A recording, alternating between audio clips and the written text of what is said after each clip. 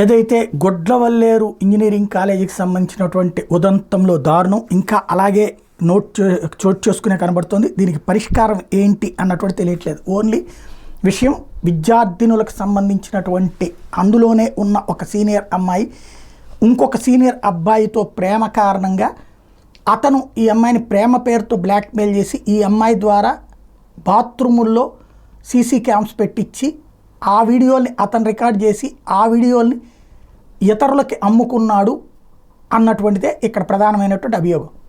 ఇందులో ఏది వాస్తవం ఏది అవాస్తవం ఎంత మేరకు జరిగింది ఎవరికి జరిగిందంటే 300 మంది దాకా జరిగిందని చెప్తున్నారు. దాని మీద ఇంతవరకు స్పష్టత రాలేదు.